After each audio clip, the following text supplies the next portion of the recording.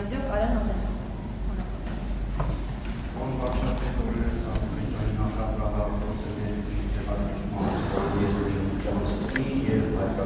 Կայանի հնարավոր փակման մասին, ասելով, որ պատրաստ են հոսանք վաճառել մեզ։ Նաև նա ասել էր, որ արդեն ադրբեջանցի մասնագետները որոշակիացրել են, թե Հայաստանում որտեղով են անցնելու նոր էներգագծերը, ինչպես կարձագանքեք եւ արդյոք Ադրբեջանից աշխատանքային խումբ է եկել Հայաստան։ Եվ երկրորդ հարցը շրջանառվում է տեղեկություն մարզպետների ինստիտուտի փոփոխության վերաբերյալ, որ մարզպետների լիազորությունները կնվազեցվեն, ինչ փոփոխություններ են մանավանդ հատկապես մարզպետների վերանշանակման այս ֆոնին։ Շնորհակալություն։ Մի րոպե, մարզպետներ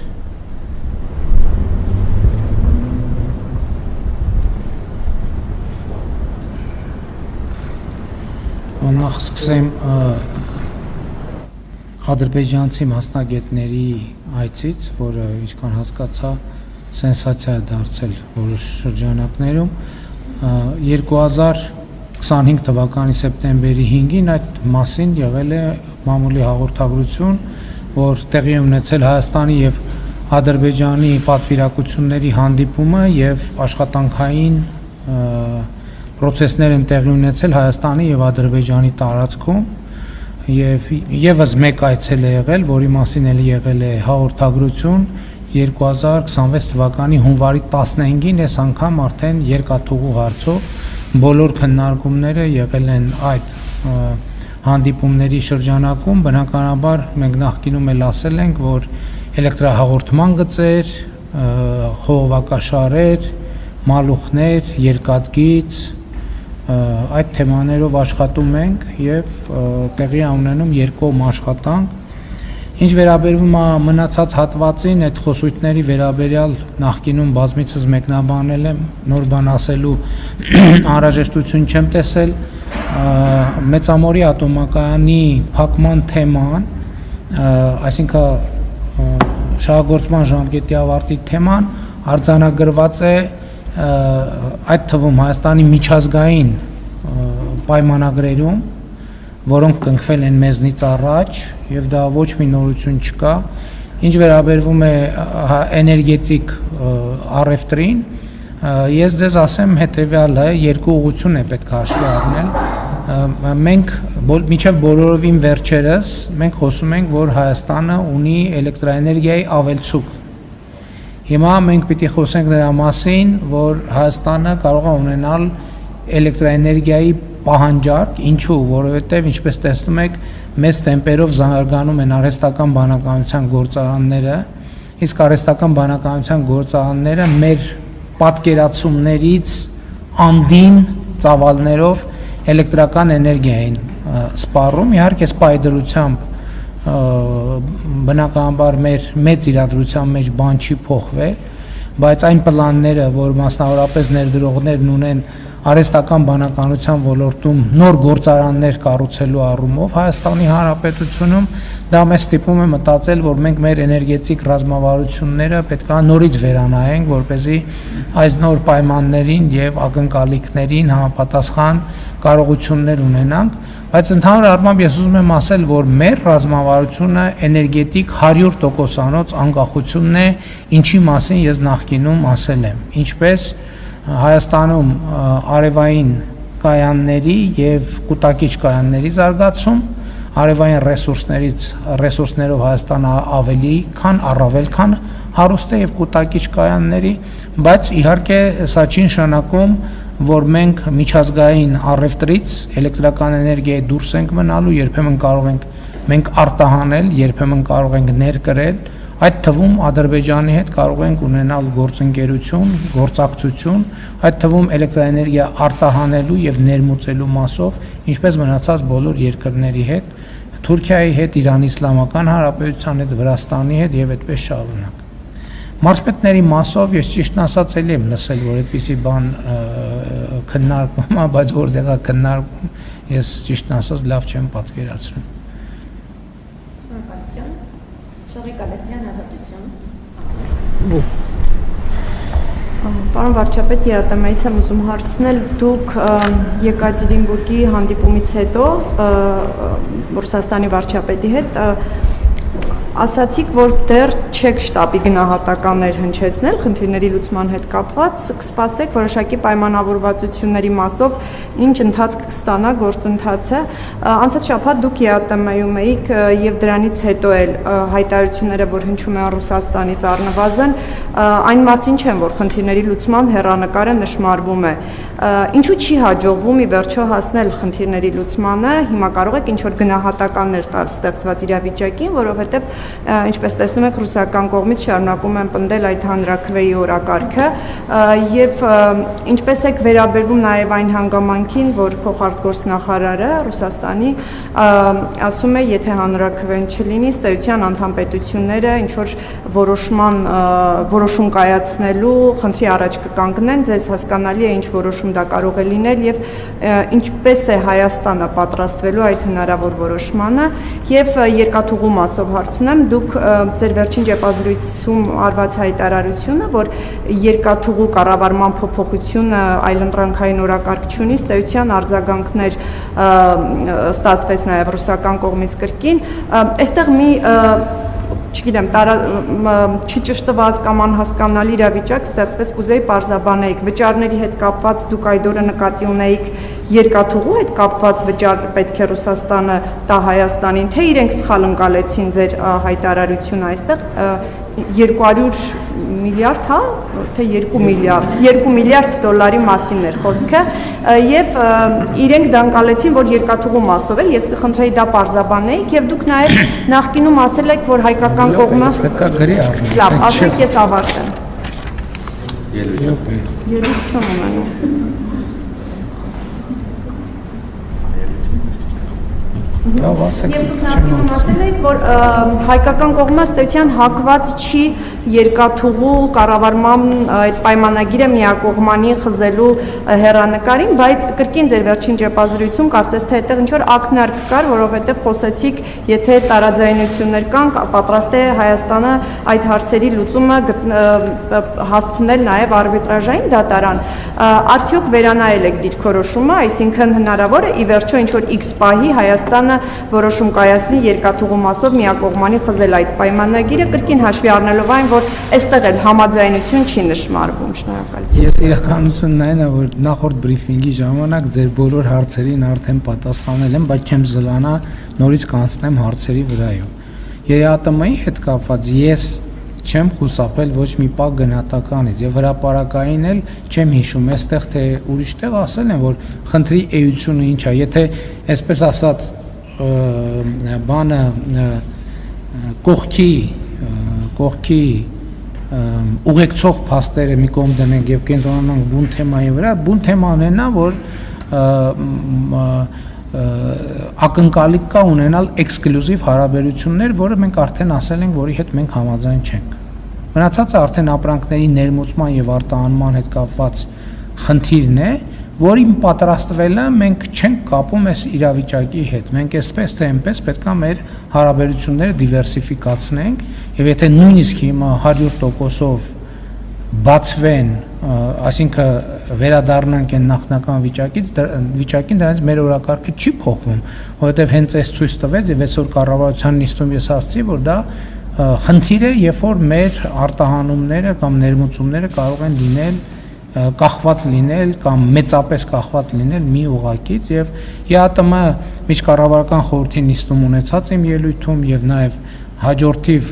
ռուսաստանյան լրատվամիջոցների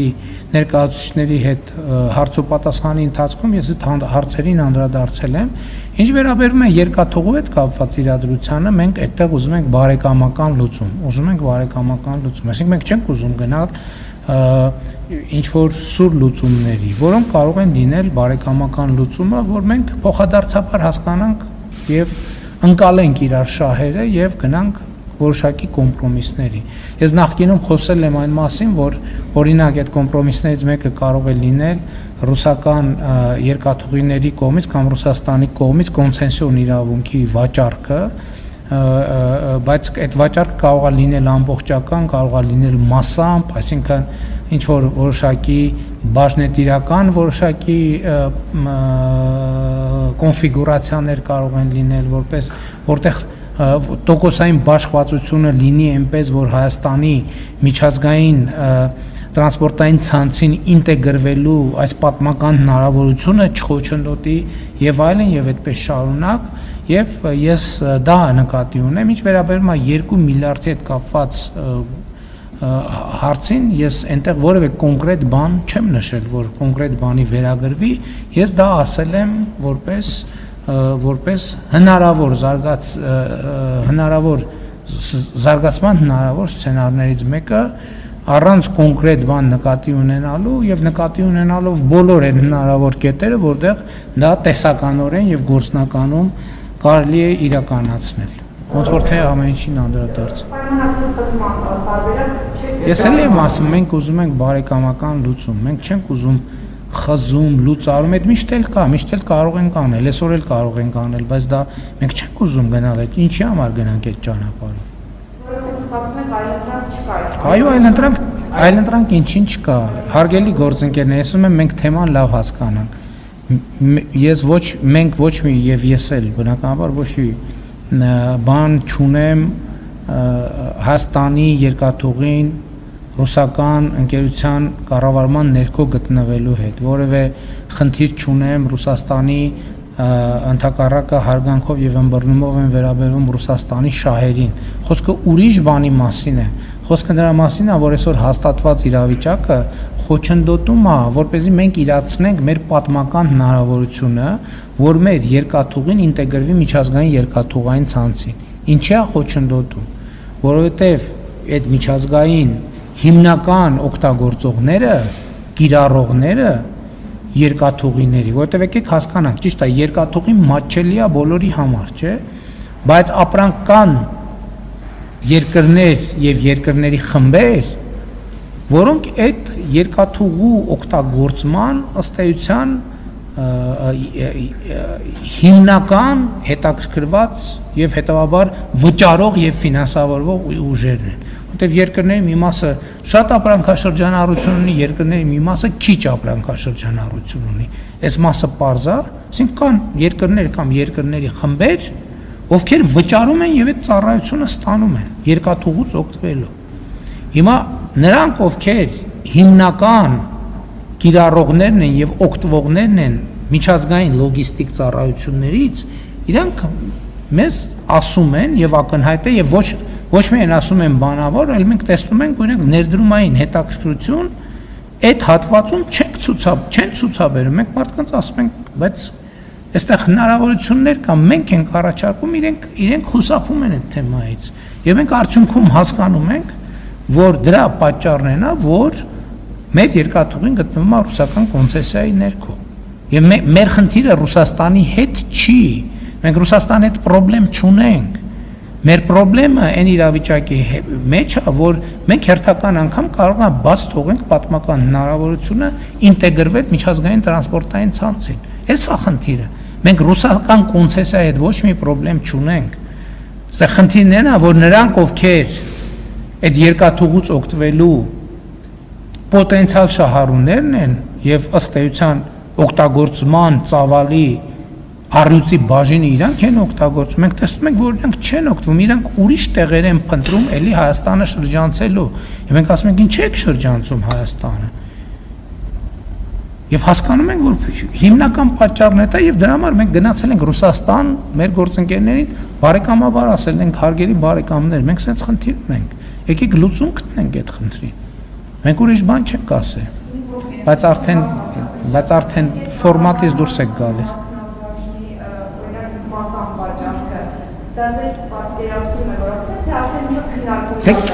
Գիտեք, երբ որ մենք լուծումներ ենք փնտրում, հասկանում եք, երբ որ լուծումներ ենք փնտրում, փորձում ենք ինչ-որ իդեաներ գեներացնել։ Հիմա որ դուք այլ մանրամասների մասին ինձ հարց տաք, ես այդ մանրամասները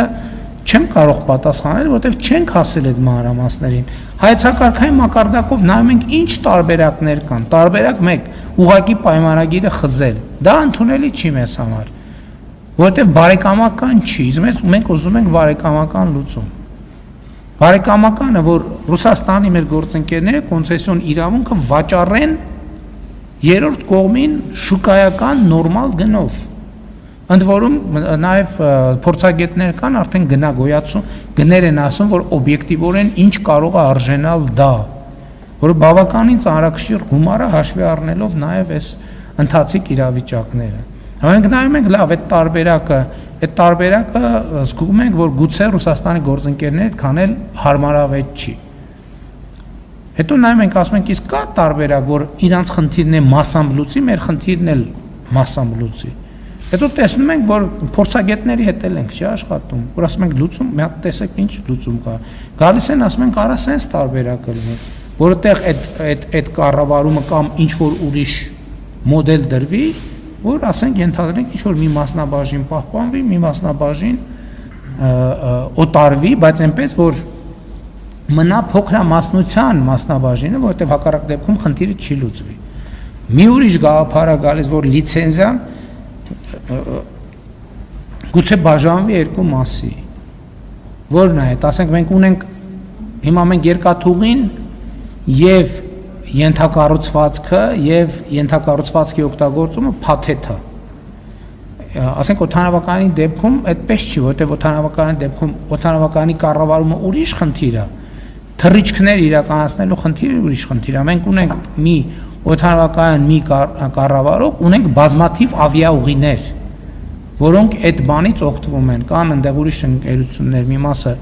բորդ սնունդ, առևտուր եւ այլ։ Գուցե տենց մոդելները հնարավոր է կիրառել։ Մտածում ենք դրա ուղղությամբ եւ այլն եւ այլն։ Ես նկատի ունեմ, մենք տենց ստատիկ կանգնած չենք, որ մենք այս հայտարարել ենք եւ հայտարարել ենք։ Այսինքն աշխատանք է տեղի ունենում, հասկանանք որտեղ այն կետը, որտեղ մենք կարող ենք այդ բարեկամական լուծում գտնել։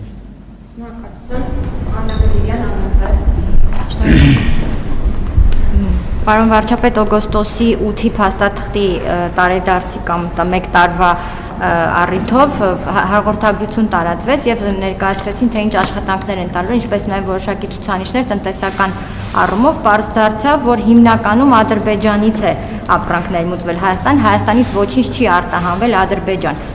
Արդյոք ունենք վերլուծություն այս մասով, ինչ ուղղություններով աշխատանք ունենք անելու, կարծես ապրանքների ցանկ էր փոխանակվել գործարարների հետ, ինչ որ տեղաշարժ կա թե ոչ, եւ մի հարց էլ Եվրամիության դեսպանը հայտարարել էր, որ ներդրումներ են պատրաստվում անեն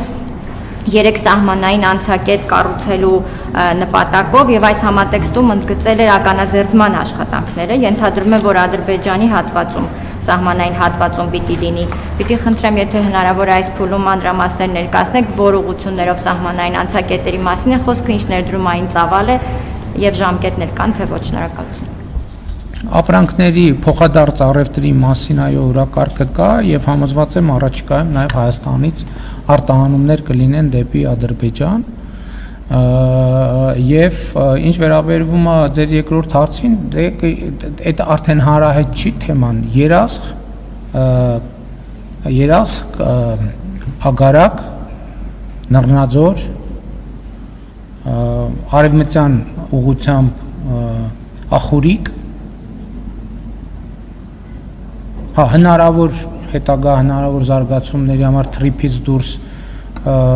Կայան Ավան եւ Տավուշի մարզում կարող են լինել այլ հատվածներ։ Նկատի ունեմ, այդտեղ նոր բան չկա ասելու, այն ինչ որ նախկինում ասել ենք։ Ներդրումների ծավալն էլ անցակետի մասին է խոսքը, ինչքան իրան պետք կլինի։ Այսինքն հիմա նա ծավալների հետ էլ է կախված, նորմալ հիմա ագարակում, որ Իրանի հետ սահմանին նոր մաքսային կետ է կառուցվում, եթե չեմ սխալվում, մոտավորապես $20 միլիոն ներդրում է, ծավալը այդքան է, կարող է մի քիչ ավել լինել, մի քիչ պակաս լինել։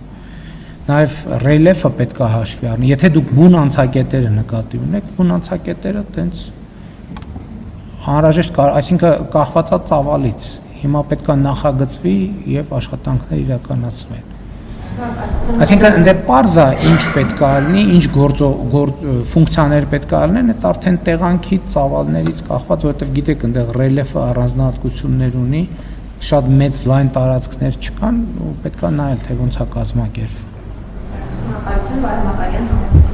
Շնորհակալություն։ ցավալի լուր ստացան քիչ առաջ, բանակում հերթական զոհն ունենք խաղաղ պայմաններում։ Չեք կարծում, որ սրա համար պետք է հստակ պատասխանատվության ենթարկվեն պատասխանատուները, օրինակ Սուրեն Պապիկյանը որպես նախարար, ԳՇՊՏ-ը, գուցե այլ անձինք, չգիտեմ այդ պատասխանատվությունը ազատման տեսքով կլինի կամ որևէ այլ ձևաչափով, բայց այս շարունակական դեպքերը կարծես թե չեն դադարում։ Ալեն Սիմոնյանի մասով առավոտյան ես գրել էի, դուք այսօր հաստատեցիք իր հարսանեկան նվերը, այսպես ասած, կարող եք էլ նվեր չտանել, ոնց որ պաշտոնը, ուղղակի զուտ հետաքրքիր գործընկերներս էլ հուշեցին, որ ձեր հարաբերությունները լարված են, ասում են մի հատ հարցու բարիշեցիք Ալեն Սիմոնյանի հետ, ոնց ստացվեց, որ պաշտոնին նշանակեցիք, կարգավորվեցին հարաբերությունները, թե չէ, որտեղ ձեր նախորդ պատասխանների ցել էր զգացում, որ կարծես թե մի բան այն չի, ինչ փոխվեց այս ընթացքում կամ ինչպես համոզեցեց, որ նշանակեցիք նրան ԱԽ քարտուղարի պաշտոնում եւ նրան էլ ոնց որ թե դեսպան եք նշանակում Գրիգորյանին Միացյալ Թագավորությունում։ Եվ մի բան ռուսական սանկցիաների հետ կապած, տեսեք դուք, ես հիշում եմ ձեր թիմը դեռ նախընտրական շրջանում էլ Սամվել Կարապետյանին գրեթե ազգի դավաճանի պիտակով այսպես մեղադրում էր, որ այ դուք եք անում Ռուսաստանի հետ ձեր կապերը օգտագործելով, որ լարսում սանկցիաներ են, վատ իրավիճակ է, Ռուսաստանը սանկցիաներ է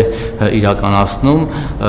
բայց ես ձեզ չգիտեմ, դուք տեղյակ եք այդ մարդկանց մասին, թե չէ, բայց ուզում եմ հստակ տեղեկություն հաղորդել եւ ակնկալել ձեր գնահատականը։ Տեղյակ եք, որ Ռուսաստանում կան հայեր, Լյուդինգի Արմեն եւ Արթուր անուններով, Լյուդինգ ընկերությունը կարծում հայտնի է այդ վաճառքով է զբաղված, հիմնականում կոնյակի։ Այդ մարդիկ ուրեմն Չեչեն Ակաևի եւ հրյա Գենայի հետ միասին տանդեմ են կազմել եւ խոչընդոտներ են հարուցում հայ գործարարների համար, մասնավորապես Հայաստանից Ռուսաստան կոնյակ արտահանողների համար,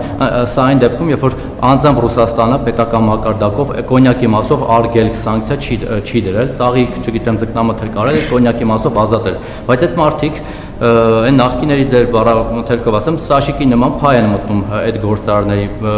բիզնեսում, պարտադրում են, որպեսի ստեղծում են պայմաններ այդ Ակաևի մյուսների միջոցով, որպեսի այդ սելխոզ, այդ նadzորները ռուսական գնան, խնդիրներ հարուցեն, օրինակ կոնյակ արտադրողների այնտեղի բազաների համար փակեն, լիցենզիայից զրկեն, որպեսի այստեղից արտադրողները միայն իրենց լյուդինգի միջոցով կարողանան արտահանել եւ իրենց փայ տալ 15-ից 17% չափով։ Դրանք հստակ տվյալներ են, դուք էլ կարող եք ձեր հնարավորություններով ճշտել։ Օրինակ դուք ինչ եք պատրաստվում անել այս կապակցությամբ, որտեղ նրանք օրինակ նույն Լյուդինգի Արմենը նաև Հայաստանի քաղաքացի է, այստեղ կապեր ունի, որպեսզի իրենք գոնե այստեղ չհարվածեն եւ չնպաստեն ռուսական հարաբերությունների ավելի վատթարացման եւ չհարվածեն հայ արտադրողների բիզնեսին եւ արտահանմանը։ Շատ լավ, հետաքրքիր է, որ տենց պնդումներ եք անում դուք կամ չգիտեմ ով որոշել է, ընդհանրապես հետաքրքիր է, որ դուք իմ մասին ավելի շատ բան գիտեք, քան ես ինքը։ Դուք գիտեք ես ում հետ լավ հարաբերություններ ունեմ, ում հետ վատ, ում հետ լարված, ում հետ ինչ խոսացի, ում ինչ խոստացա եւ այլն եւ այլն։ Այդ այն բանի նման է, որ ասում եմ հիմա սոված եմ, թե քունս ա թանում։ Էլ ինչ եք ինձ հարցեր տալիս, գուցե ես գամ ստեղ կանգնեմ, դուք պատմեք ինչ կա չկա, ես ում հետ տեսա, ում խոսացի, ում հետ լավ հարաբերություններ ունեմ, ում հետ վար հարաբերություններ ունեմ, ես էլ ինֆորմացվեմ եւ գնամ զբաղվեմ, չէ։ Շատ լավ, ես խոսում եմ հարաբերությունների մասին։ Այսինքն չունեմ մեկնաբանություն այս հարցի հետ կապված, ես ընդհանրապես ասեմ ձեզ, որ մեր քաղաքական թիմում ես լարված հարաբերություններ չեմ ունեցել, չունեմ եւ չեմ ունենալու։ Կան աշխատանքային հարաբերություններ, այդ աշխատանքը բազում շերտերից է բաղկացած եւ դա նորմալ process է, իսկ ձեր պատկերացված լարվածությունների մասին խոսք անգամ լինել չի կարող։ Ինչ վերաբերում է Արմեն Գրիգորյանին, ես իրեն աշխատանք եմ առաջարկել վարչապետի աշխատակազմում, ինքը ընդհանրապես պետական ծառայության մեջ առաջիկայում կարծես թե նախընտրում է պաուզա վերցնել, ես ըմբռնումով եւ հարգանքով եմ վերաբերում։ Ես այս փուլում հակված չէ, ինչքան գիտեմ, ինքը ավելի լավ կասի, եթե առիթ ունենակ, բայց գոնե ես աշխատանք, ես ցանկացել եմ, որ ներգրավված մնա պարոն Գրիգորյանը պետական աշխատանքում այս փուլում նա նախընտրում է դադար վերցնել, ինչին ես հարգանքով եմ վերաբերվում։ Ինչ վերաբերվում է ձեր նշած անձին, ես շարունակում եմ պնդել, որ մասնավորապես ԵԱՏՄ շրջանակներում եղած խնդիրները ծագում են Հայաստանում գործող պատերազմի եռագլուխ կուսակցություններից, դա ակնհայտ փաստ է եւ հիմա առավել եւս, որովհետեւ կամ նրանց են ինչ որ բան խոստացել, կամ իրենք են ինչ որ բան խոստացել, հիմա այնտեղ կա որոշակի լարում, նրանք ես չգիտեմ ով ում ինչ է խոստացել, բայց ակնհայտորեն այդ խոստումները չեն կատարվել եւ հիմա պետք է խոստումների չկատարման բարձաբանումների կոնտեքստում է, որ այս խնդիրները առաջանում են, ինչը լուրջ չի։ Ինչ վերաբերում է ձեր նշած մյուս անձերին, պատիվ չեմ ունեցել այդ անձանց անունները լսել, բայց եթե այդ ամեն ինչը ասիկ առավել եւս Հայաստանի քաղաքացի է, կարծում եմ, որ մեր եթե այդպիսի դուք էլ հրապարակային կառավարության շենքում այդպիսի հայտարարություն արեցիք, ես կարծում եմ, որ Հայաստանի իրավապահ մարմինները անհամբեր կսպասեն, որպեսզի այդ անձը, որ ինչպես նշեցիք, Հայաստանի քաղաքացի է, Հայաստանի Հանրապետություն մուտք գործի եւ կարծում եմ ձեր հայտարարությունից հետո առավել եւս մեր իրավապահները կհրավիրեն սուրճ խմելու եւ այդ հարցերին պատասխանելու։ Տեսեք դուք ինչ եք ասում, ես ձեզ մի բան ասեմ, երբ որ դուք ասում եք, օրինակ ես Հայաստանի Հանրապետության վարչապետ եմ եւ ասում եմ, որ Հայաստանի Հանրապետությունում որևէ մեկը չի կարող այդպիսի գործունեություն ծավալել, եթե դա ես չգիտեմ։ Եթե դա իրականություն է, դա նաև հաղորդում է Ռուսաստանի Դաշնության իրավապահ մարմիններին, եւ եթե կարծում եմ, որ Ռուսաստանի Դաշնության իրավապահ մարմիններն էլ ձեր հայտարարության, մենք ուղիղ եթերում ենք հիմա, եթե չեմ սխալվում, ձեր հայտարարության հիման վրա Ռուսաստանի Դաշնության իրավապահ մարմիններն էլ պետք է հետաքննություն սկսեն, թե ով է, ինչ է եւ այլն։ Բայց կներեք, իմ կարծիքով ինչ որ դուք ասում եք, իմ կարծիքով, եթե դա իրականություն է, դա առաջին հերթին վիրավորական է Ռուսաստանի պետության համար, որտեղ ես պատասխանատու ձևով ասում եմ, որ Հայաստանի Հանրապետությունում որևէ մեկի նկատմամբ այդպիսի գործունեություն չի կարող ծավալել։ Դա բացառ որ պահին այդպիսի ինֆորմացիա լինի,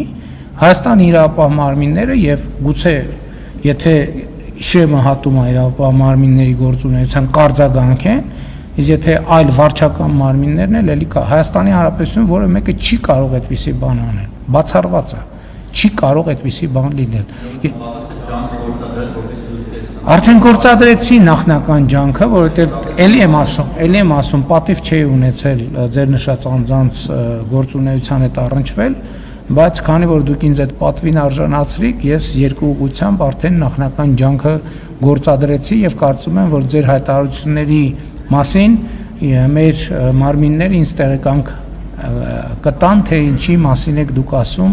եւ որ դրվագներն են, որ մենք այս պահի մեր ունեցած տեղեկություններով կարող ենք հաստատել։ Բանակի մասով, այո, ես ասեմ նաեւ, որ առավոտյան իրադրությունը քննարկել ենք Պաշտպանության նախարարի հետ եւ այսօր եւ առաջիկայում կլինեն որոշակի կադրային լուծումներ այն մարմիններում, որոնք անմիջապես պատասխանատու են այդ խնդրի վերաբերյալ, ըստ ամենայնի մենք փոփոխություն կունենք, ըստ ամենայնի չէ, ես որոշումը կայացրել եմ արդեն, ռազմական ոստիկանությունում փոփոխություն կունենանք, բարոյա հոգեբանական ապահովման վարչությունում փոփոխություն կունենանք եւ նաեւ մանրամասն կվերլուծենք, թե ինչու այդ ուղղությամբ մեր գործադրած ջանքերը մեզ համար ցանկալի արդյունքներ չեն տալիս եւ հետեւությունների կգանք, այո, անհատական պատասխանատվություն պետք է լինի։ Ես իմ գնահատականը այն չէ, որ այս իրադրությունում գլխավոր շտաբի պետը եւ պաշտպանության նախարարը բավարար ջանքեր չեն գործադրում այդ խնդիրը լուծելու համար։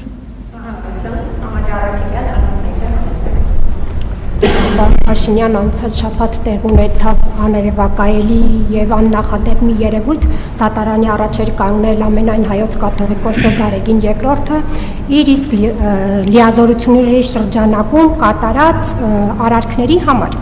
Հիմա դուք որպես կառավարության ղեկավար, Հայաստանի Հանրապետության ղեկավար, երբ որ կառավարության այս կամ այն անդամը ձեր որոշումներից կառավարության գծից դուրս որևէ այլ դիրքորոշում է հայտնում, դուք անում եք հայտնի հայտարարությունը, ես կառավարություն եմ ու նրան ազատում եք աշխատանքից։ WhatsApp-ով SMS-ներ եք ուղարկում Ազատուն պաշտոնյաների, որում հետո լուրեր են շրջանառվում, թե էլի ձեր ինչ-որ կարգադրություններ չկատարելու համար է, դուք դրա ես վստահ չեմ ասում, որովհետև պարզաբանում դրանով կապված չեք տվել, հիմա ինչու ամենայն հայոց կաթողիկոսը չի կարող կատարել իր լիազորությունները կարգազանց թեմի առաջնորդին, որը չի ենթարկվել եկեղեցու կառույցի, որն ինքն է ղեկավարում, ինչ-որ կանոնների եւ կարգալույծ է արել։ Դրա համար մարդը կանգնում է դատարանի առաջ։ Ինչու սա մեկ եւ պարոն վարչապետ մի ճշտում անեմ ԵԱՏՄ այցից հետո եւ Ռուսաստանի նախագահի հետ ձեր ունեցած հեռախոսազրույցից հետո որևէ փոփոխություն դուք տեսնում եք հայկական ապրանքների արտահանման հետ կապված դեպի ՌԴ։ Ոչ, չեմ տեսնում։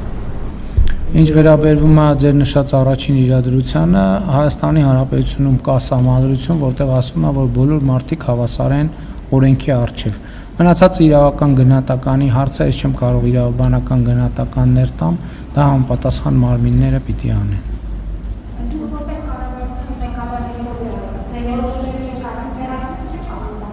Ես դժվար եմ պատկերացնում, թե ինչպես կարող էր, ասենք, իմ որևէ հեռացման որոշում դատարանի կողմից կասեցվել եւ ես շարունակեի այդ որոշումը իրականացնել։ Եթե ես դա անեի, իմ դեմ քրեական գործ կհարուցվեր միանշանակ։ Այդ մնացածը արդեն մանրամասները ասում եմ, իրավական վերլուծության հարց։ Պարոն Փաշյան, դեռևս տարվա վերջին դուք խոսեցիք թոշակների ինդեքսավորման հնարավորության մասին։ Հիմա կառավարությունը քննարկում է իր հնգամյա ծրագիրը եւ մինչեւ սեպտեմբերի վերջ պետք է կառավարության հաստատման ներկայացնի նաեւ եկող տարվա բյուջեի նախագիծը։ Ծրագրում եք եկող տարի արդեն այդ հնարավորությունը ստեղծել թոշակառուների համար, այսինքն ինդեքսավորումը թոշակների լինի հենց եկող ֆինանսական տարում, հաշվի առնելով, որ հունվար-հուլիսին մենք այս տարի արդեն պետական բյուջեի եկամուտները մոտ 235 միլիարդով ավել է, քան անցած տարի նույն ժամանակահատվածին ա եղել։ Իսկ ապրիլ 1-ին, երբ որ թոշակները բարձրացվեց մոտ 10,000 դրամով, նշվեց, որ ամբողջ տարվա այդ գումարը բյուջեն մոտ 80 միլիարդ է, այսինքն ստացվում է բյուջեն այդ հնարավորությունները արդեն ունի։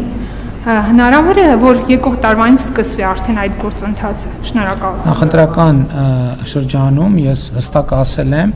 որ մենք այդպիսի առաջին որոշումը կկայացնենք 2028 թվականի հունվարի 1-ից։ Ինչու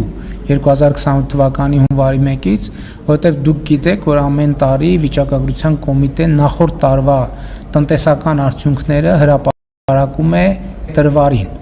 Այսինքն ավելի շուտ մենք տարվա գնաճային ցուցանիշները չենք կարող իմանալ, իսկ արդեն ապրիլից սկսվում է բյուջետային գործընթացը,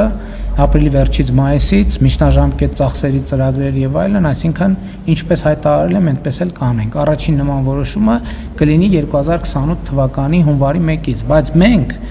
քանի որ սոցիալական թեմաներին անդրադարձակ, ես չգիտեմ նկատվել է արդյոք ձեր կողմից թե չէ, բայց երեք մենք քննարկեցինք մինչև 200,000 դրամ աշխատավարձ ստացողներին առողջության ապահովագրության համակարգ ներառելու հետ կապված հարցը եւ ես խնդիր եմ առաջադրել, որ դա տեղի ունենա 2027 թվականի հունվարի 1-ից եւ երեք մենք կոնկրետ սխեմա ենք նախնական, այսպես ասած մեր մտքերի ընթացքը եկել հանգել է մի սխեմայի, որ այդ ծախսը 2027 թվականի արդյունքով մենք բաժանենք կառավարության, գործատուրի եւ շահառուի միջև այն տրամաբանությամբ, որ շահառուն, այսինքն մինչև 200,000 դրամ աշխատավարձ ստացող քաղաքացին զինծառայողների ապահովագրության հիմնադրամին 2026 թվականի հունվարի 1-ից վճարում է 2000 դրամով ավելի պակաս։ Հիմա մենք այդ 2000 դրամը հունվարի 1-ից կուղենք իրենց առողջության ապահովագրության, այսինքն ամեն մարդ իր համար առողջության ապահովագրության ձեռքբերմանը եւ նաեւ գործատուի միջև կբաշխենք, իսկ 2020 8 թվականի հունվարի 1-ից արդեն այդ ծախսը կբաշխվի աշխատողի եւ գործատուի միջև, այստեղ էլ պետք է հաշվի առնել, որ արդեն համընդհանուր հայտարարագրման համակարգի միջոցով աշխատողները ամսական 6000 դրամը հետ կստանան, այսինքն կստացվի, որ 2028 թվականից ամեն ամիս իհարկե կախված նաև առողջության ապահովագրության համակարգի գներից, որովհետև գինն էլ է էական, այդ գինն էլ է փոխվում գնաճի հետ զուգընթաց, բայց այսօրվա գներով հաշված 6000 դրամը կվճարեն քաղաքացիները, պակասող մասը կվճարեն գործատուները, մինչև այն պահ, երբ որ աշխատավարձը 200,000 դրամը գերազանցել է։ Երբ որ 200,000 դրամը գերազանցի, արդեն սովորական ընթացակարգով տեղի կունենա առողջության ապահովագրության ձեռքբերումը։ Այսինքն 27 թվականի 200-ից 500,000 ստացողների համար կարգ պահպանվելու է ոնց որ այո, կարգը պահպան ոչ, այնտեղ մենք այս տարի սուբսիդավորում ենք, ոնց որ պայմանավորվել ենք։ Մենք ամեն տարի խմբերի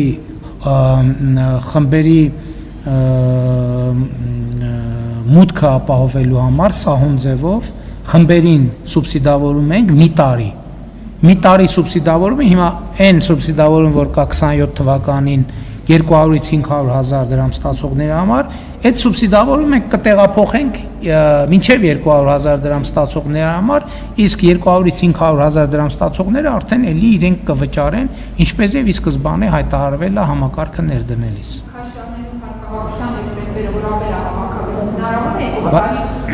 Մինիմալ աշխատավարձի վերանայումի։ Տեսեք, մինիմալ մենք այսօր օրինակ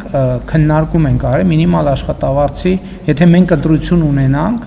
ասենք նվազագույն աշխատավարձը ավելացնել, թե առողջության ապահովագրության ձեռքբերման խնդիրը լուծել, որն է ճիշտ կատարել։ Իհարկե առողջության ապահովագրությունը, որտեղ այսօր 75,000 դրամ է նվազագույն աշխատավարձը, եթե մենք նույնիսկ կրկնապատկենք նվազագույն աշխատավարձը, էլի այդ մարդիկ չեն ընկնում առողջության ապահովագրության ձեռքբերման համակարգի մեջ եւ մեզ համար այսօր կարեւոր է մարդկանց առողջության նվազագույն կարիքները ապահովել եւ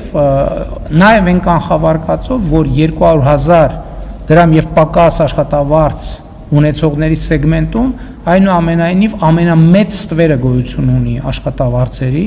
այսպես ասած կանխիկով աշխատավարձի պրակտիկան ցավոք վերացված չի Հայաստանում եւ մենք ուզում ենք ոչ թե խրախուսենք դա, այլ ընդհակառակը ուզում ենք խթաններ ստեղծենք, որպես այդ սֆերը կրճատվի։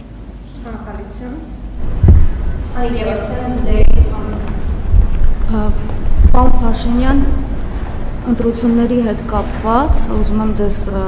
հարցնել, դուք իսկապես ընտրությունների արդյունքները լեգիտիմ եք համարում թե ոչ, որովհետև եւ դուք եւ ընդդիմությունը, անդիմադիրները խորհրդարանում խոսում են այն, մեկը մյուսին մեղադրում եք, որ մեկը փողով է ընտրել, մյուսը վարչական ռեսուրս է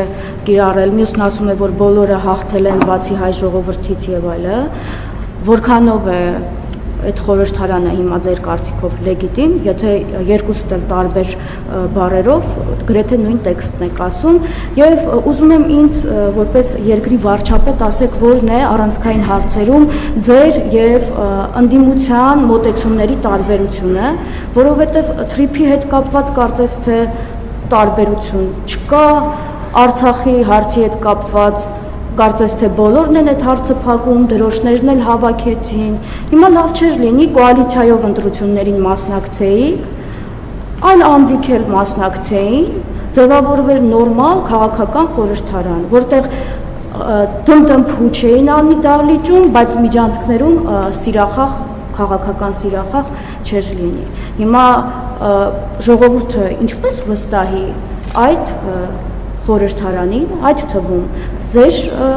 ուժի ֆրակցիային, այդ թվում ձեզ, որովհետև ստացվում է, որ դուք ժողովրդին միմյանց դեմ եք անում, բայց մյուս կողմից էլ Ադրբեջանն ու Թուրքիան միևնույն է, եւ հանձնողների եւ փրկողների պարագայում ստանում են այն, ինչ ուզում են։ Ինչու քաղաքական դաշտը, ինչու քաղաքական համակարգը այդպես էլ չի փոխվում։ Եվ այլ հարցեր, եթե սրան արձագանքեք։ Չէ, դուք հարցերը պիտի տակավարտեք, որ ես պատասխանեմ։ Մհեր Գրիգորյանի երկարակեցության գաղտնիքը կառավարությունում ո՞րն է։ Ես հիշում եմ հեղափոխությունից հետո ինքը ԲՀԿ-ի քվոտայով եկավ ու մնաց այդքան իդեալական է Մհեր Գրիգորյանը աշխատում, թե ապահովում է ձեր եւ ընդդիմության կապը, գուցե ես ասում եմ այնպիսի բաներ, որոնք օրինակ ինձ բազմաթիվ մարդիկ գրում են, ասում են Անի ջան, մի հատ հարց ρωτես երկարակեցության գաղտնիքը որն է, կարող է, չգիտեմ, ֆինանսական կապն են ապահովում, կամ ընդդիմությունն իր ֆինանսական կարողությունն է փորձում պահել, կամ կարող է այլ հարցեր կան, օրինակ սահմանազատման process-ում ինքը ակտիվ մասնակցում է, վերջում այդ թվում ես, մենք բոլորս ձեզ ենք մատնանշում։ Հիմա այդ հարցերին խնդրում եմ պատասխանեք եւ լրատվամիջոցների հետ կապված է։ Գուցե ես այս ամենի համար քննադատում եմ, էլի ֆեյքերը ցենց վրա տան, բայց արդեն իմունիտետ եմ ձեռք բերել, բայց այնուամենայնիվ ինչպես պիտի անենք, որ այն լրագրողները կամ այն ԶԼՄ-ները, որոնք ուզում են իսկապես ուզում են անկախ գործեն, կարողանան այս միջավայրում անկախ գործեն, որ չստացվի բյուջեից ինչ որ բան խնդրես, ասեն ինչ որ մեկի գրպանից ես խնդրում, որ չստացվի ճար չունենաս, որևէ քաղաքական ուժի հարթակ տաս, ասեն այս ինչական է, ինչական է, երբ որ դու կարող ես պարզապես անկեղծ մղումներ ունենալ։ Հիմա այս համակարգում ինչպես պետք է գոյատևեն այն ԶԼՄ-ները, որոնք նոր են ստեղծվել եւ ուզում են այս համակարգում գոյատևեն, ու չեն ուզում ոչ ձեզ գովան, ոչ էլ ընդդիմությանը գովան։ Ավարտեցիք հարցերը ձեր։ Վերջին հարցին իմիջիալով ձեր հարցերի մի մասին ես նախորդիվ պատասխանել եմ, ենթադրում եմ հունիսի 7-ից այս կողմ առաջի անգամ եք ասուլիսի գալիս։ Զգացվում է, որովհետև այն հարցերին, որոնց պատասխանել են, նորից հնչեցնում եք, չեմ զլանա, նորից կպատասխանեմ։ Լրատվամիջոցների հետ կապված ես ասել եմ արդեն, որ մենք 2027 թվականի հունվարի 1-ից համընդհանուր հայտարարագրման համակարգում կիրականացնենք փոփոխություն, որի արդյունքում քաղաքացիները հայտարարագրող, այդ թվում լրատվամիջոցներին նվիրատվություն իրականացնելու հնարավորություն կունենան իրենց սոցիալական կրեդիտներից։ Իհարկե, սկզբնական շրջանում ես հակված չեմ մտածել, թե դա լրատվամիջոցների հարցերը կլուծի, բայց տարիների ընթացքում համոզված եմ, որ մենք կունենանք ինստիտուտ, որը ձեր ասած խնդիրը կլուծի, բայց մենք գիտեք դեռևս 2018 թվականից մենք ունենք առաջարկ լրատվամիջոցներին եւ այդ առաջարկը, որի շուրջ մենք 2018-19 թվականներին ակտիվ աշխատում էինք, սառեցվեց, ինչքան հիշում եմ, եթե նորից կստուգեմ ձեր հարցից հետո, ինչքան հիշում եմ լրատվամիջոցների հետաքրքրված չլինելու պատճառով, բայց մենք առաջարկել ենք համակարգ ստեղծել, ինքնակարգավորող մարմին ստեղծել, որտեղ լրատվամիջոցները հավաքվեն, իրենց աշխատանքի կանոնները համատեղ որոշեն, մենք ապահովենք ֆինանսավորում եւ իրենք այդ ֆինանսավորման բաշխման մեխանիզմները որոշեն եւ նաեւ մասամբ էլի, չեմ կարծում կամ վստահ չեմ, որ դա ամբողջական կլուծի հարցերը, բայց այնուամենայնիվ մի քայլ այնտեղ, երրորդը, չորրորդը կհասնենք այն խնդրին, որ դուք մանտանշում եք, մի բանում կարող եք վստահ լինել, որ այն ինչ որ դուք ձևակերպեցիք, բառացի այն ինչ որ ձևակերպեցիք, նաև իմ ցանկությունն է, նաև կառավարության ցանկությունն է։ Ես այսօր կառավարության նիստում էլ առիթ ունեցա ասելու, նախկինում էլ եմ առիթ ունեցել 2018 թվականին դուք հիշում եք, թե բարեփոխումների ինչ մեծ օրակարգով մենք ստանձնեցինք Հայաստանի կառավարումը, բայց 2020 թվականի իրադարձությունները, կովիդը, պատերազմը, դրանից հետո եղած իրադարձությունները ըստ էության մեզ ստիպեցին, որպեսզի մենք մեր էներգիայի եւ ուշադրության մեծ մասը ուղենք այլ հարցերի, բայց հիմա երբ հաստատված է խաղաղություն, ես այսօր էլ ասացի, որ 2018 թվականի օրակարգը, հեղափոխության օրակարգը իր ամբողջ ծավալով եւ իր ամբողջ հրատապությամբ նորից դրված է սեղանի վրա եւ առիթ ունեցել եմ ասելու, որ մենք տրամադրված ենք, որպեսզի այն բարեփոխումները, այն քայլերը, որոնք հեղափոխության տրամաբանությունից բխելով պետք է իրականացնեինք, բայց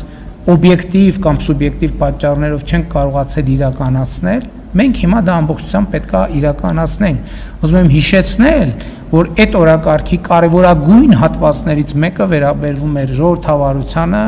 վերաբերվում էր խոսքի ազատությանը, վերաբերվում էր մամուլի ազատությանը, համացանցի ազատությանը, չնայած պիտի ուրախությամբ արձանագրեմ, որ այդ շատ ուղղություններով Հայաստանը շարունակում է մնալ առաջատար դիրքերում, այնպես որ այդ ձեր նշած օրակարգը լիարժեք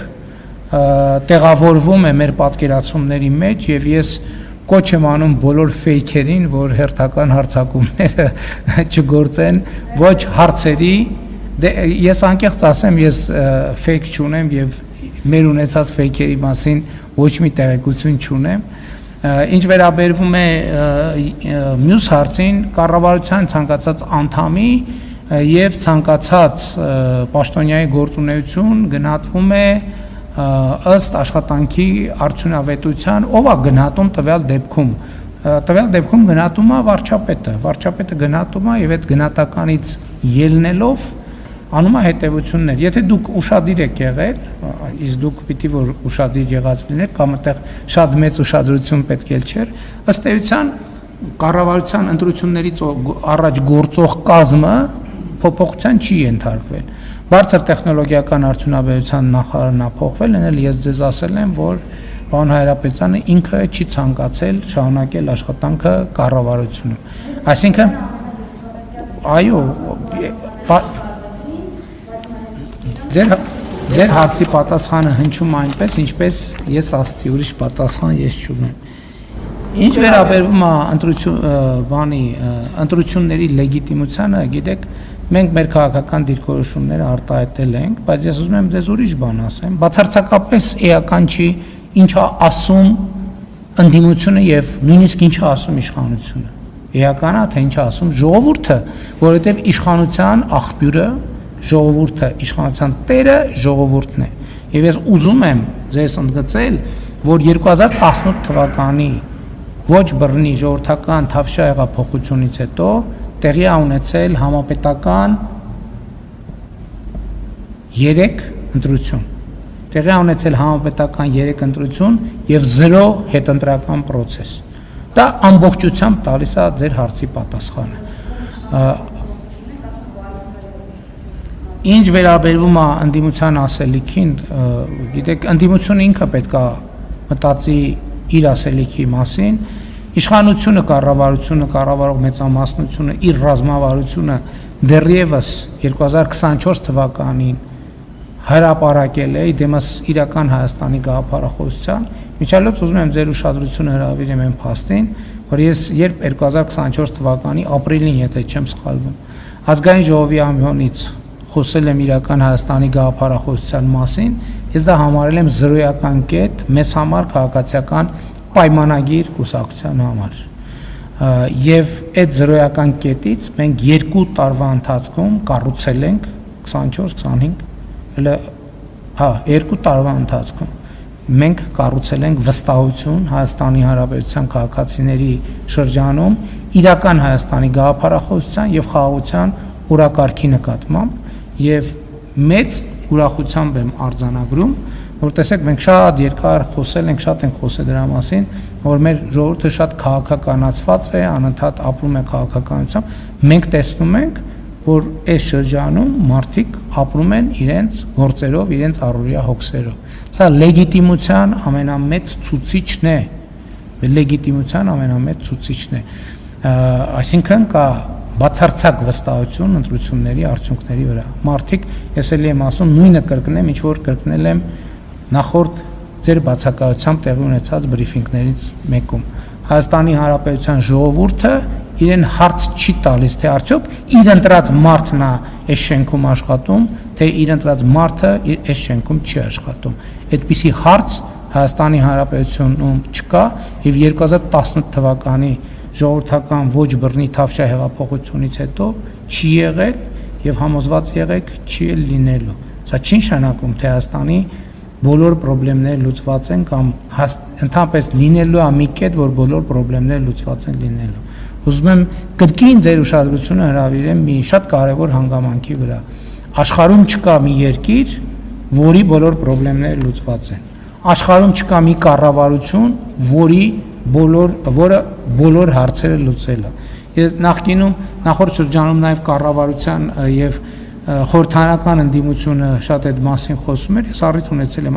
աշխարհում չկա կառավարություն, որը իր կամ նախընտրական կամ գործունեության ծրագիրը 100%-ով իրականացրած լինի։ Չի եղել մարդկության պատմության կամ կառավարության ծրագրերի գոյության պատմության ողջ ընթացքում ու չի լինելու։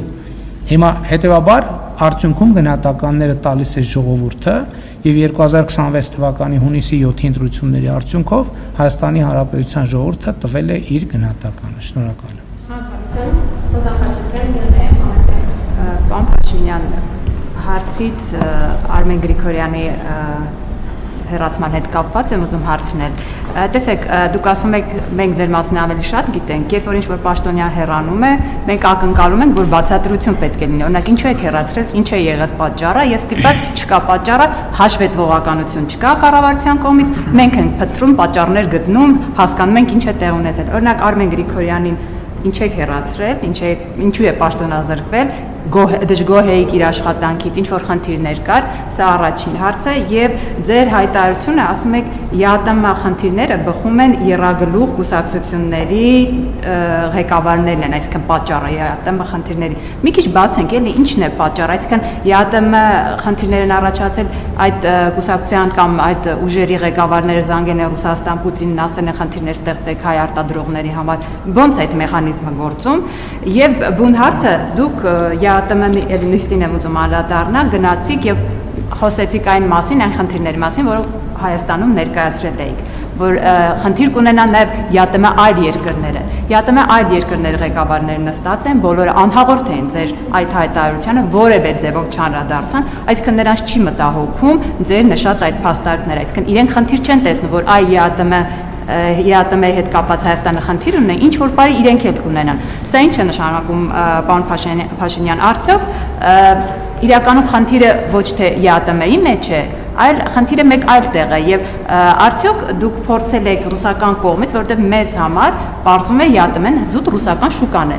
Արդյոք Ռուսաստանի պաշտոնյաները ինչ որ ձևով բացատրել են, թե կամ ձեզ դուք ասում եք ակնկալում եմ, որ էքսկլյուզիվ հարաբերություններ պետք է լինեն։ Դուք բացատրել եք եւ ընկալում կա ամեն դեպքում, որ այդ էքսկլյուզիվությունը այլևս չի լինելու։ Ինչ են անդադ իրենք կրկնում, որ դուք պետք է հարակվե անեք, որպեսզի իրենք հասկանան այդ էքսկլյուզիվը վերածվել է թե ոչ։ Բայց անկեղծ ասած ես զարմացած եմ հատկապես ձեր վերջի հարցի վրա, որովհետեւ այդ թվում ԵԱՏՄ ելույթում ես այդ հարցերին անդրադարձել եմ։ Այո, ասել են, որ մենք պետք է այլընտրանքներ ձևավորենք եւ ասել են, որ կա ընկալում, որ մենք այդ այլընտրանքը չպետք է ձևավորենք կամ պետք է մի այլընտրանքից հրաժարվենք, նոր մյուս այլընտրանքը ձևավորենք։ Մենք ես դրա հետ համաձայն չեմ։ Հիմա տեսեք, դե որ դուք ասում եք, որ ԵԱՏՄ ներկայացուցիչները նստած էին եւ խնդիր չունեն, իմ ելույթի ժամանակ էլ էին նստած եւ իմ ելույթին էլ չանդրադարձան, այդ թվում Ռուսաստանի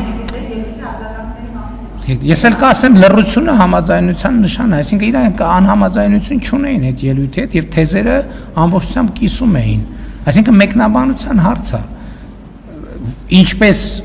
ձեր վերած փաստարկը կյանքի իրավունք ունի, այնպես էլ իմ վերած փաստարկը։ Բայց խնդիրը հետեւյալն է, մենք ինչ ենք ասում։ Էլի ասում եմ, ես ինչ եմ ասում զարմացած եմ, որովհետեւ նախորդ բրիֆինգներին ես այդ հարցերին անդրադարձել եմ։ Ռուսաստանի Դաշնության մեր գործընկերները շատ թափանցիկ ձևով ասում են հետեւյալը։ Ասում են, հիմա դուք ասել եք, ընդունել եք օրենք եւ ասել եք, որ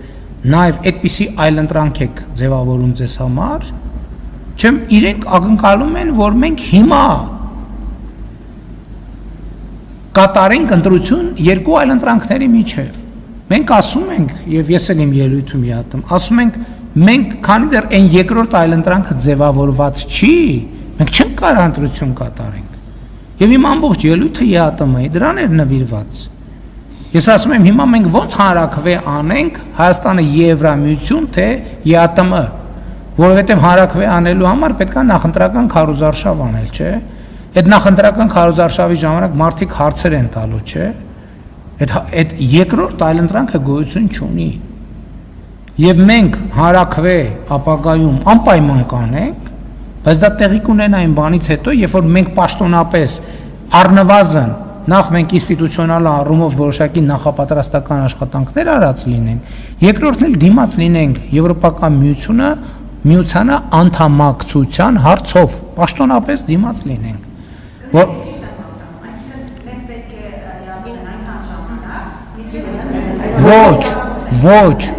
ոչ մեզ եւ ԵՄ-ն եւ ԵԱՏՄ-ն հավասարաչափ եւ հավասարապես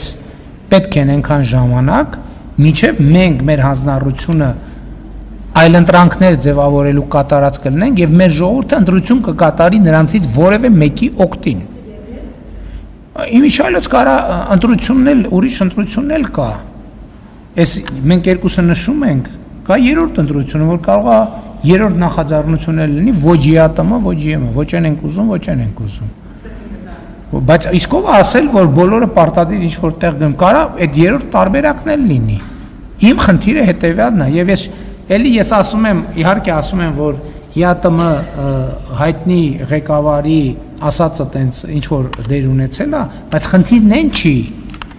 այն չի, որ մի քաղաքական գործիչ մի բան է հայտարարել, Հայաստանի Հանրապետությունն էլ դրան արձագանքում է, այսպես ինչպես ընդունված է ասել, over react անում։ Խնդիրը այդ ելույթը չի։ Խնդիրը այդ ելույթի տակ ընկած ընկալումն է, որը ի վերջո մենք պետք է հարգելի գործընկերներ իրար աչքերի մեջ նայենք եւ ասենք այն, որ այն ինչ որ Բելարուսի նախագահ ասել է, դա եւ Եվրասիական տնտեսական միության անդամ մի շարք երկրների ընկալումն է Հայաստանի Հանրապետության մասին, խորը ինստիտուցիոնալ ընկալումը, եւ դա անհարգալից ընկալում է։ Եվ այդ ընկալումը ինչի վրա է եղել։ Այդ ընկալումը եղել է հիմնված է եղել նրա մասին, դե որ Հայաստանը դե Ղարաբաղի կոնֆլիկտը կա, Ադրբեջանի հետ կոնֆլիկտը կա, Թուրքիայի հետ կոնֆլիկտը կա, այդ թշնամությունները անհաղթահարել են, ուրեմն իրենք փախնելու տեղ չունեն։ Իրանց ոնց ուզենք դենց կարանք վերաբերվենք։ Բայց ինչի է այս խոսակցությունը բացվել խաղաղության միջավայրում եւ խաղաղության պայմաններում։ Բա որ ես ասում եմ, որ Ղարաբաղի հարցը լծակ էր, բարան էր կամ թոք էր կամ թակարդ էր, ես բառեր ասեցի տենց ամեն բառ իր արձագանքին, բայց ինչ նկատի ունեի։ Հենց սա նկատի ունեի։ Հայաստանի ժողովուրդը ընտրության իրական իրավունք չի ունեցել, որովհետև Հայաստանի ժողովրդին անընդհատ առաջնորդել են դեպի թակարդներ։ Հիմա մենք ուզում ենք Հայաստանի ժողովրդի համար ստեղծենք այլընտրանքներ, որպեսզի ժողովուրդը ինքը ընտրի։ Կընտրի ԵԱՏՄ-ն, ուրեմն կլինենք ԵԱՏՄ, կընտրի ԵՄ-ն, բայց պետք է այդ ընտրությունը հասունացած լինի, որովհետև մենք չգիտենք դրա իրատեսականությունը եւ ճանապարհային քարտեզը որն է։ Ուրեմն կգնանք այդ ճանապարհով։ Կընտրի երրորդ ճանապարհը, որ ոչ այնտեղ, ուրեմն կընտրի այդ ճանապարհը։ Բայց նույնիսկ այսօր մենք չենք դադարում 4-րդ այլընտրանքի շուրջ մտածելու, 5-րդ այլընտրանքի շուրջ մտածելու, որովհետեւ չպետք է լինի որևէ իրավիճակ, երբ որ որևէ մեկը ասի, որ Հայաստանը գնալու տեղ չունի, Հայաստանը ոչ մեկին պետք չի։ Մենք գործնականում ապացուցեցինք, որ Հայաստանը պետք է շատերին որպես միջազգային հանրության պատասխանատու գործընկեր եւ շատ կարեւոր երկիր։ Մենք ապացուցեցինք, որ Հայաստանի Հանրապետությունը ծայրագավառ չէ, Հայաստանի Հանրապետությունը խաչմերուկ է Հարավային Կովկասի հետ միասին, մեծ տարածաշրջանի հետ միասին։ Եվ մենք այդպես ենք վերաբերվում հարցին, ամենայն հարգանքով բոլորի նկատմամբ, ամենայն հարգանքով բոլորի շահերի նկատմամբ, բայց մենք չենք կարող որևէ մեկի շահերը վեր դասել մեր պետական շահերից։ Մենք չենք կարող իհարկե նաև արհամարանքով վերաբերվել կամ կամահարանքով վերաբերվել որևէ մեկի շահերին, դրա համար մենք փորձում ենք բոլոր հարցերը համբերատար, առանց էսկալացիաների, առանց նյարդի հանգիստ համբերատար քննարկել լուծել։ Ինչքան ենք քննարկելու, այնքան ինչքան պետք է, մինչև գտնվի այն համաձայնության կետը, որը շատ թե քիչ կբավարարի կողմերին։